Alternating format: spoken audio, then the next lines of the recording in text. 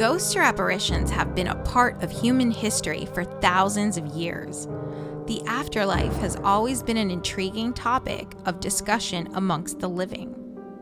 The dead, however, have a different tale to tell that we only can perceive through glimpses of either ethereal sounds, disembodied voices, orbs, or unexplained sightings, also known as hauntings.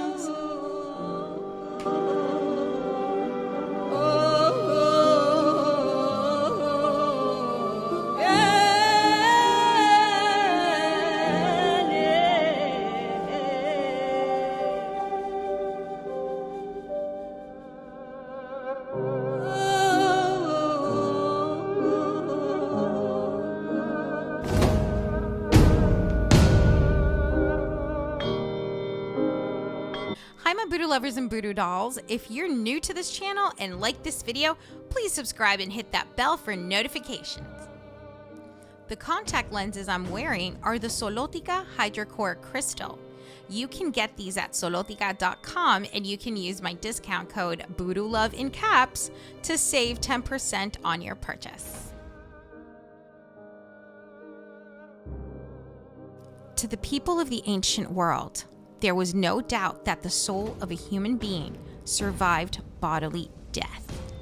Whatever an individual's personal views were on the subject, culturally, they were brought up with the understanding that the dead lived on in another form that still required some kind of sustenance in an afterlife that was largely dictated by several factors: the kind of life they had lived on Earth, how their remains were disposed of at their dead, and or how they were remembered by the living. The details of the afterlife in different cultures varied, but the constants were that such a realm existed, that it was governed by immutable laws, and that the souls of the dead would remain there unless given license by the gods to return to the land of the living for some specific reason. These reasons could include improper funeral rites, lack of any kind of burial, death by drowning where the body was not recovered, murder in which the body was never found and so never properly buried, or to resolve some unfinished business or provide a true account of the events surrounding their death, such as when one was murdered and needed one's death avenged and the murderer brought to justice in order to rest in peace. The appearance of ghosts of the departed, even those of the loved ones, was rarely considered a welcome experience. The dead were supposed to remain in their own land and were not expected to cross back over to the world of the living. When such an event did occur, it was a sure sign that something was terribly wrong, and those who experienced a spiritual encounter were expected to take care of the problem in order for the ghost to return to its proper place. This understanding was so prevalent that ghost stories can be found with very similar themes in the ancient cultures of Mesopotamia, Egypt, Greece, Rome, China, and India, as well as regions of Mesoamerica and the Celtic lands of Ireland and Scotland. Ghosts are also depicted in the Bible in much the same way as they were in earlier Roman works.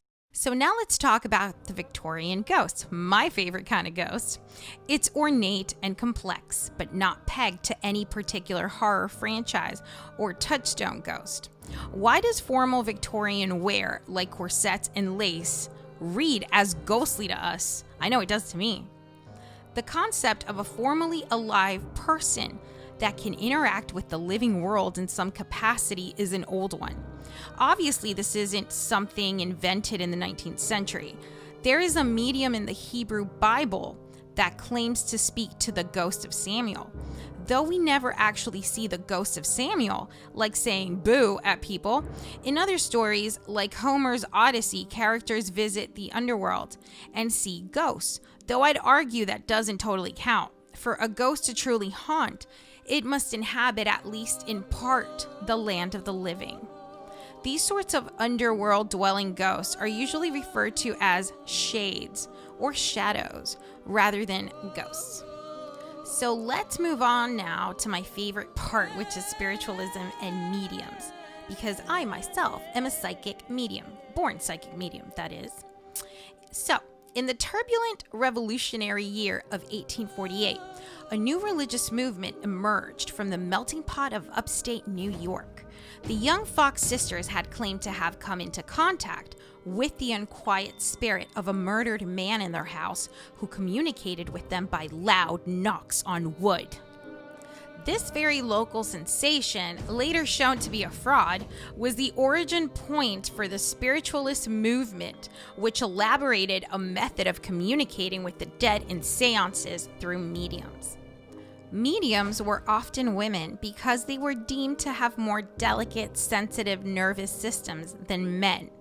Men who were mediums, such as the famous D.D. Home, who so enraged Robert Browning that he was the source for his poem Mr. Sludge, were often objected and despised. Although communication with spirits was strictly forbidden in the Bible, this became a popular form of dissenting belief, a proof of the survival of bodily death in an era that demanded empirical testing and experiment. Spirits would exchange banal but comforting messages with loved ones. Some would elaborate extensively on the social and political institutions of the afterlife, called Summerland by some. In 1852, the American medium Mrs. Hayden came to London to conduct seances with many of the great and good of London society. This was one of the bridgeheads for the spread of spiritualism to England. It found particular favor in the industrial north of England, where dissenting religion was already strong. Importantly, spiritualism contested doctrines of eternal damnation for a much more liberal conception of the afterlife. Many men of science were also converts, most famously the evolutionary theorist Alfred Russel Wallace, partly because spiritualism was consistently figured in terms of new magical technologies like the telegraph or telephone. Spiritualism in literature. Now that's something. Spiritualism saturates Victorian literary culture, and not just through its most famous converts, such as Arthur Conan Doyle. It is the background for the obsession with ghost stories. Gentler returns than the histrionics of the Gothic. Catherine Crowe's best-selling book, The Night Side of Nature, 1848, collected anecdotes and stories that hovered somewhere between truth and thrilling tale. Although Dickens ridiculed spiritualism, mesmerism was much more scientific, and that was preferred. His popular journals helped establish the Christmas ghost story, a tradition that was sustained as a ritual as late as the Edwardian M.R. James. Female sensitivity to the spirit world also helped establish the supernatural tale as the reserve of women writers, including fine contributions from Margaret Oliphant, Vernon Lee, and Edith Wharton. So let's move on now to the modern era. Professional parapsychologists and ghost hunters such as Harry Price, active in the 1920s and 1930s, and Peter Underwood, active in the 1940s and 1950s, published accounts of their experiences with ostensibly true ghost stories, such as Price's The Most Haunted House in England and Underwood's Ghost of Barley, both recounting experiences at Barley Rectory. The writer Frank Edwards delved into ghost stories in his books of his, like Stranger Than Science.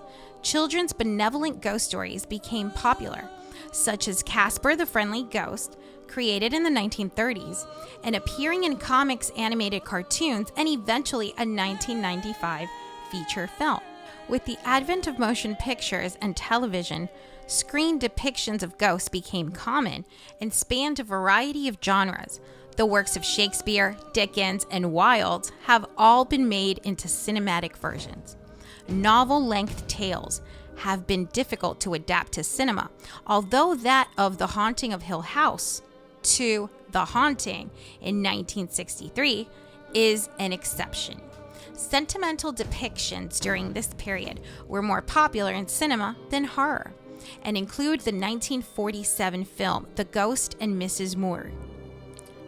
which was later adapted to television with a successful 1968-70 TV series. Genuine psychological horror films from this period include 1944's The Uninvited and 1945's Dead of Night. So guys, remember, afterlife is life. So, I hope you guys liked this video. Please share, comment, give it a thumbs up, subscribe, and hit that bell for notifications. I'll be uploading more Halloween makeup tutorials soon, so stay tuned for that and much more here on Voodoo Love TV. Love you guys. You guys are all amazing, each and every one of you. See you in my next video. Bye!